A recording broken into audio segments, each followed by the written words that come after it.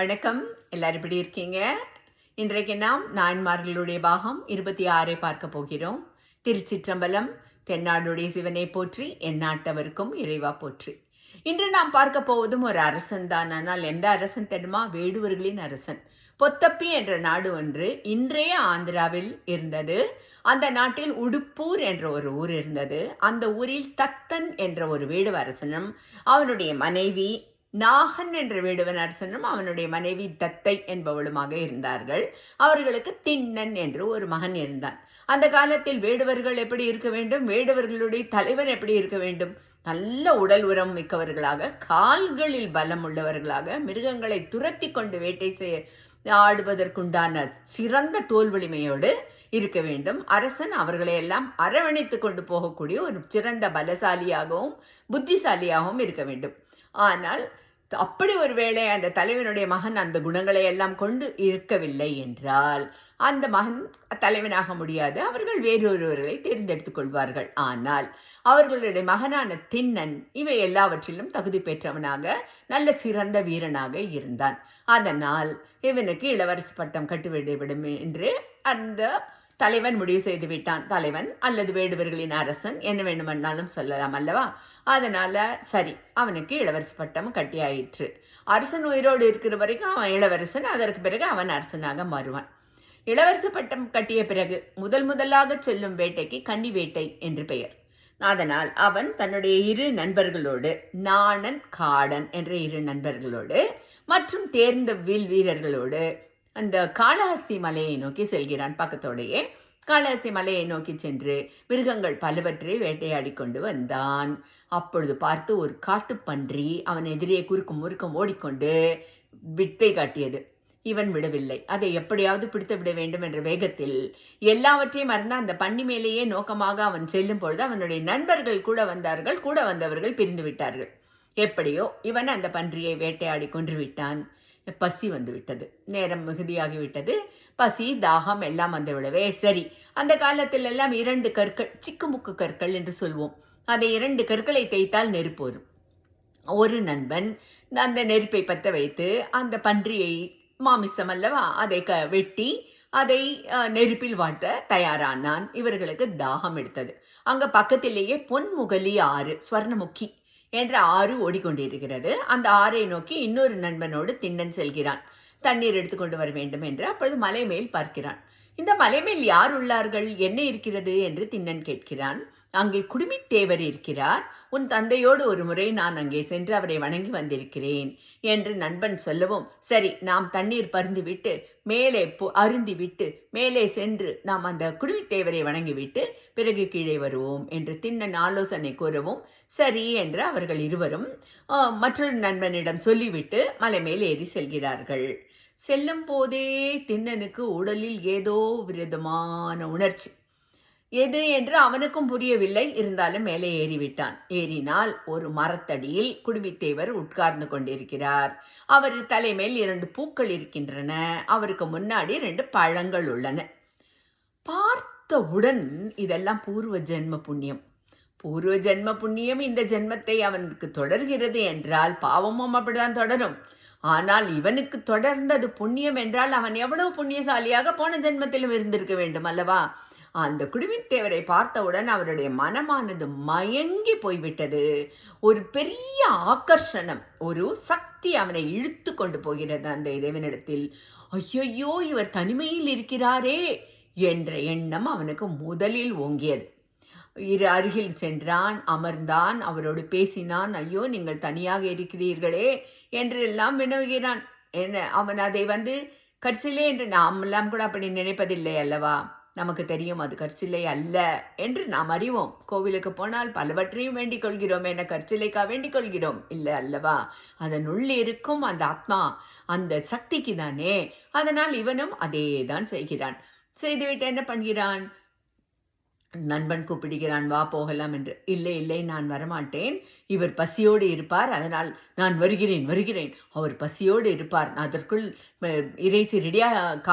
இறைச்சி தயாராக இருக்கும் அல்லவா, வா போகலாம் அப்படின்னு சொல்லிவிட்டு கீழே வருகிறான். இறைச்சியை எடுத்துக்கொள்கிறான். மேலே செல்கிறான். உண்ணுங்கள் என்றால் யார் உண்ண போகிறார்கள்? நாம் ஏற்கனவே இதையெல்லாம் நிறைய படுத்தியிருக்கிறோம் இல்லையா? நம்பியாண்டார் நம்பி கதையில எல்லாம் உண்ணு உண்ணு என்று சொல்லவும் இந்த குடுமித்தேவர் உண்ண வரவே இல்லை. அதனால் அவன் அங்கேயே தங்கிவிட்டான். நண்பர்கள் இப்போது பிரிந்து போனவர்கள் எல்லாம் ஒன்று கூடவும் போகலாம் வாங்கள் என்று கூப்பிட்டால், இல்லை நான் இங்கே தான் இருப்பேன், இவர் இங்கு தனியாக இருக்கிறார், நான் இந்த இடத்தை விட்டு நகர மாட்டேன், என் தாய் தந்தையரிடம் என்னுடைய மன்னிப்பை கூறிவிடுங்கள் என்று சொல்லி அனுப்பிவிடுகிறான். கூட வந்தவர்களுக்கு ஒரே குழப்பம். ஆனால் இவன் நகரவில்லை. சரி, நேரே ஊருக்கு போகிறார்கள். உள்ள விஷயத்தை சொன்னவுடன் அவர்கள் எல்லாம் அடித்து கொண்டு ஓடி வருகிறார்கள். ஆனால் திண்ணன் தன்னுடைய முடிவாக நிற்கிறான். மிகவும் வருத்தமடைந்து திரும்பி போய்விடுகிறார்கள் எல்லோருமே. திண்ணன் இங்கே இருக்கிறான். மறுநாள் காலை பொழுது விடுகிறது. அன்று முழுவதும் அவனும் உண்ணவில்லை. கீழே சரி, மறுநாள் காலை பொழுது விடிந்துவிட்டு கீழே போய் இறைவனுக்கு மறுபடியும் ஏதோ ஒன்றை வேட்டையாடி எடுத்துக்கொண்டு வருவோம், அவர் பசியோடு இருப்பார் என்று கூறிவிட்டு கீழே சென்று வேட்டையாடப் போகிறான். அப்பொழுது சிவகோச்சாரி என்ற ஒருவர் தினமே வருவார். சிவகோச்சாரியார். அவர் தினம் மேலே வந்து இறைவனுக்கு அபிஷேகங்கள் நீரால் செய்து மலர்களை தூவிவிட்டு அவருக்கு உணவு பிரசாதம் படைத்துவிட்டு செல்வார். அப்படி வந்து பார்க்கிறார், பன்றி இறைச்சி உள்ளது.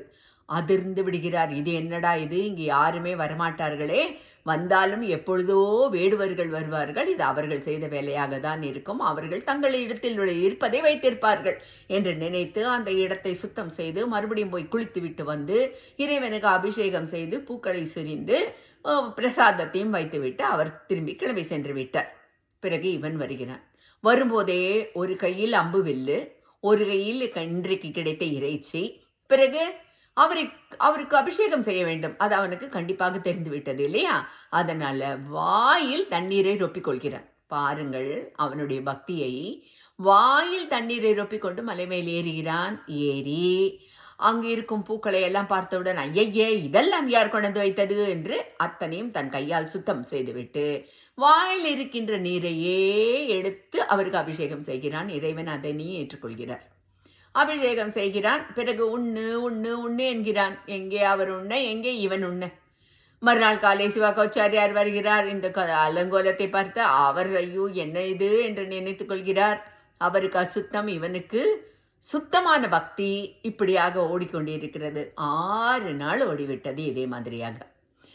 திண்ணனும் உண்ணவில்லை. அந்த இடத்தை விட்டும் உணவு தேடுவதற்கு மட்டும்தான் கீழே சென்று மேலே வருகிறானே தவிர அதற்கு பிறகு அவன் அந்த இடத்திலேயே இருக்கிறான். அவரை விட்டு நகரவில்லை. இது என்னமான பக்தி என்றால், எத்தனையோ பக்தி இருக்கிறது. நான் ஏற்கனவே பலமுறை சொல்லியிருக்கிறேன்.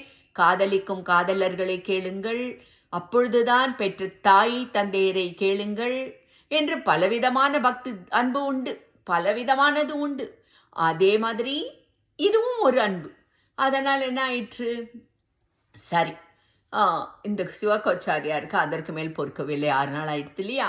அதனால் போய் அன்று இரவு கனவில், இறைவா ஏதாவது ஒரு வழி செய்யுங்கள், என்னால் இதை பொறுத்து கொள்ள முடியவில்லையே, இது என்ன நடக்கிறது என்று என்னை சுற்றி நடப்பது புரியாமல் நான் தவிக்கிறேனே என்று கூறவும், சிவாச்சாரியாரும் ஒரு உயர்ந்த ஆத்மாதான். அதனால் இறைவன் என்ன சொல்கிறான்? அவனுடைய பக்தி ஈடு இணை இல்லாதது. அதை பற்றி நீ தெரிந்து கொள்ள வேண்டும் என்றால் நாளை வழக்கம் போல் பூஜை செய்துவிட்டு ஒரு அருகில் இருக்கும் மரத்தின் பின்னாடி நீ நின்று கொள். உன் பக்தி வேறு விதமானது, அவன் பக்தி வேறு விதமானது, ஆனால் எல்லாமே என் மனத்துக்கு உகந்தது என்று இறைவன் கூறிவிட்டு செல்கிறார். இவரும் சரி, காலையில் எழுந்து எப்பவும் போல் பூஜையை முடித்துவிட்டு மரத்துக்கு பின்னாடி உட்கார்ந்து கொள்கிறார். இவன் வருகிறான். திண்ணன் வரும்போதே வாயில் தண்ணீர். அந்த தண்ணியால் அபிஷேகம் செய்வதற்காக இறைவனை நெருங்கும் பொழுதுதான் பார்க்கிறான், அவருடைய வலது கண்ணில் இருந்து ரத்தம் கொட்டுகிறது. அலறிவிட்டான். அலறி என்ன செய்வது என்று. ஆனால் அவனுக்கு தெரியும், என்னால் வேடுவன் அல்லவா, அதனால் அங்கு இருக்கும் மூலிகைகள் வைத்தியங்கள் எல்லாம் நன்றாக தெரியும். அதனால் மூலிகை பச்சிலை தனக்கு தெரிந்த எல்லா வைத்தியத்தையும் செய்து விடுகிறான். ஆனால் ரத்தம் நிற்காது அல்லவா.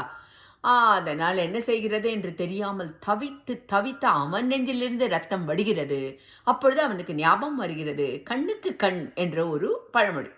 உடனே என்ன செய்கிறான்? தன்னுடைய வலது கண்ணை புடுங்கி அம்பால் எடுத்து அவருடைய கண்ணில் வைக்கிறான். ரத்தம் வருவது நின்று விட்டது. இதையெல்லாம் சிவகோச்சாரியார் பார்த்து கொண்டிருக்கிறார். குதிக்கிறான், ஆடுகிறான், பாடுகிறான், அவ்வளவு சந்தோஷப்படுகிறான் ரத்தம் நின்று விட்டது என்று. ஐயோ, திரும்பி பார்த்தால் இப்பொழுது இடது கண்ணிலிருந்து ரத்தம் கொட்டுகிறது. ஆனால் அவனுக்கு தான் இப்பொழுது வைத்தியம் தெரியுமே. அவன்கிட்ட தான் இன்னும் ஒரு கண் இருக்கிறதே. அதனால் என்ன செய்கிறான்? இன்னொரு கண்ணை எடுக்கப் போகிறான். அப்பொழுதுதான் அவனுடைய மண்டைக்கு உரைக்கிறது. எடுத்துவிட்டால் இரு கண்ணும் நமக்கு தெரியாதே, எங்கே கொண்டு இந்த கண்ணை வைப்பது என்று. அதனால் என்ன செய்கிறான் தெரியுமா? தன்னுடைய காலை எடுத்து பாதத்தினால் தன்னுடைய விரலால் இறைவனுடைய கண்ணை அடையாளம் வைத்துவிட்டு இன்னொரு கண்ணை பிடுங்கப் போகிறான். இறைவனுக்கு அதற்கு மேல் பொறுக்கவில்லை. அவன் கையை பிடித்து நில் கண்ணப்பா, நில் கண்ணப்பா, நில் கண்ணப்பா என்று 3 முறை கூறுகிறார். 3 முறை என்பது வழக்கமாக சொல்கின்ற ஒரு நடைமுறை. அதனால் கூறவும் அவன் கையை பிடித்து அப்படியே நிறுத்தி விடுகிறார். சிவகோச்சாரியார் இதை பார்க்கிறார். இறைவன் வந்ததை பார்க்கிறார். அவனுக்கு அருள் செய்ததை பார்க்கிறார். அவனுக்கு முக்தி கொடுக்க போகிறார். ஓடி வந்து அவனுடைய காலில் விழுகிறார். இறைவனின் காலில் விழுகிறார். என்ன, இதற்கு மேல் ஒரு பக்தியை பார்க்க முடியாது அல்லவா? அதனுடைய அடையாளம் என்ன? அதுதான் இறைவனும் எப்பேற்பட்ட பக்தன் என்ன தவறு செய்தாலும் அது பக்தியின் மார்பத்தால் செய்வதால் எந்த ஒரு வருத்தமும் அடைவதில்லை. எனக்கு இந்த நாசுக்கு பூஜை தான் வேண்டும், அந்த முரட்டு பூஜை வேண்டாம் என்று இறைவனும் சொல்வதில்லை அல்லவா? அதனால் அந்த கண்ணப்பனுக்கு அப்பொழுதே அவர் கண்ணப்ப நாயனாராக மாறியும் விட்டார். அன்றே அவருக்கு முக்தியும் கிடைத்தது. அப்பேற்பட்ட அந்த காளஹஸ்தி கோவில் இன்றைக்கும் மிக மிக மிக ஒரு சிறந்த கோவில். அங்கு நிறைய பூஜை, கல்யாண தடை என்றால் அங்கு செல்வார்கள், தோஷங்கள் இருந்தால் அங்கு செல்வார்கள் என்று இன்றைக்கும் அது மிகவும் உயர்ந்த ஒரு பழமையான கோவில்தான். இறைவனுக்கு பக்கத்திலேயே அந்த வலதுபுறத்திலேயே கண்ணப்ப நாயனார் நின்று கொண்டிருப்பதையும் பவ்யத்தோடு வணங்கி கொண்டிருப்பதையும் நாம் பார்க்கலாம்.